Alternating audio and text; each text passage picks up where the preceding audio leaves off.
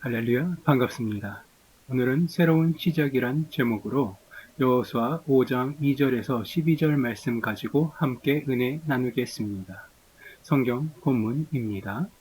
그때에 여호와께서 여호수아에게 이르시되 너는 부싯돌로 칼을 만들어 이스라엘 자손들에게 다시 할례를 행하라 하시매 여호수아가 부싯돌로 칼을 만들어 할례 산에서 이스라엘 자손들에게 할례를 행하니라. 여호수아가 할례를 시행한 까닭은 이것이니 애굽에서 나온 모든 백성 중 남자 곧 모든 군사는 애굽에서 나온 후 광야 길에서 죽었는데 그 나온 백성은 다 할례를 받았으나 다만 애굽에서 나온 후 광야 길에서 난 자는 할례를 받지 못하였음이라. 이스라엘 자손들이 여호와의 음성을 청종하지 아니하므로 여호와께서 그들에게 대하여 맹세하사 그들의 조상들에게 맹세하여 우리에게 주리라고 하신 땅, 곧 젖과 꿀이 흐르는 땅을 그들이 보지 못하게 하리라 하시매 애굽에서 나온 족속 곧 군사들이 다 멸절하기까지 40년 동안을 광야에서 헤매었더니 그들이 대를 잇게 하신 이 자손에게 여호수아가 할례를 행하였으니 길에서는 그들에게 할례를 행하지 못하였으므로 할례 없는 자가 되었음이었더라. 또 그 모든 백성에게 할례를 행하기를 마침에 백성이 진중 각 처소에 머물며 낫기를 기다릴 때에 여호와께서 여호수아에게 이르시되 내가 오늘 애굽의 수치를 너희에게서 떠나가게 하였다 하셨으므로 그곳 이름을 오늘까지 길갈이라 하느니라. 또 이스라엘 자손들이 길갈에 진쳤고 그달 14일 저녁에는 여리고 평지에서 유월절을 지켰으며 유월절 이튿날에 그 땅의 소산물을 먹되 그날에 무교병과 볶은 곡식을 먹었더라. 또 그 땅의 소산물을 먹은 다음 날에 만나가 그쳤으니 이스라엘 사람들이 다시는 만나를 얻지 못하였고 그 해에 가나안 땅의 소출을 먹었더라. 아멘. 오늘 성경 본문 말씀을 보니 이스라엘 민족들이 거대한 성 여리고성을 앞에 두고 하나님의 부름을 받습니다. 그들이 왜 하나님의 부름을 받았는지는 오늘 이 성경 본문 말씀을 통하여서 여호수아가 이스라엘 민족들에게 다시 한번 할례를 행하고 그들이 하나님의 백성으로 거듭나기 위한 준비를 하기 시작했다는 것을 알 수 있습니다. 할례는 하나님께서 이스라엘 민족들을 향한 하나님이 되어 주심을 상징하는 중요한 시그니처입니다.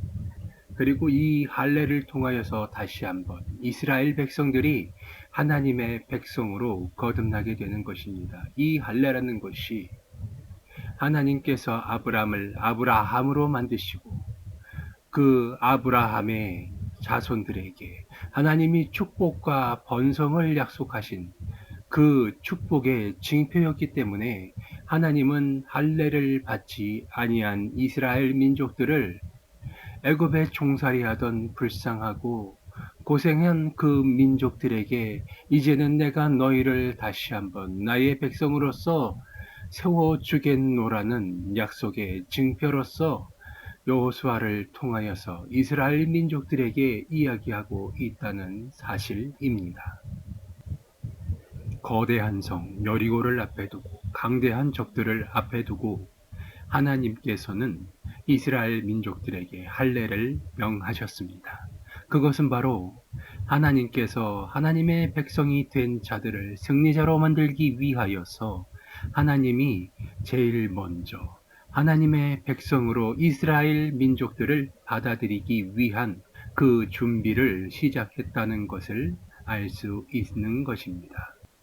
6절과 7절 말씀을 보니 하나님께서 이스라엘 민족들에게 약속하신 것, 그리고 그것을 위해서 해야 되는 성결 조건으로서 할례가 나오는 것입니다. 그리고 하나님이 이스라엘 백성들에게 요구하는 것은 바로 순종입니다. 하나님의 말씀을 청종하지 아니한 이스라엘 백성들은 하나님의 백성으로서 하나님의 자녀로서 인정받지 못하였고 그것은 곧 그들이 가나안 땅을 차지할 수 없음을 나타내고 있습니다. 이미 가나안 땅에 들어오기 이전에 애굽에 종살이하던 1세대 하나님의 백성들, 그들은 하나님의 말씀을 청종하지 아니하고 불순종하였기 때문에 이미 가나안 땅에 발조차 붙이지 못하고 다시 광야로 쫓겨났음을 기억하시기 바랍니다. 12절을 보니 또 그 땅의 소산물을 먹은 다음 날에 만나가 그쳤으니 이스라엘 사람들이 다시는 만나를 얻지 못하였고 그 해에 가나안 땅의 소출을 먹었더라. 아멘. 그렇습니다. 이스라엘 백성들이 이제는 하나님께서 약속하신 가나안 땅에 그 땅의 소출을 먹고 난 이후 하나님께서 이스라엘 백성들에게 내려주시던 만나를 그쳤다. 그렇게 성경은 기록하고 있습니다.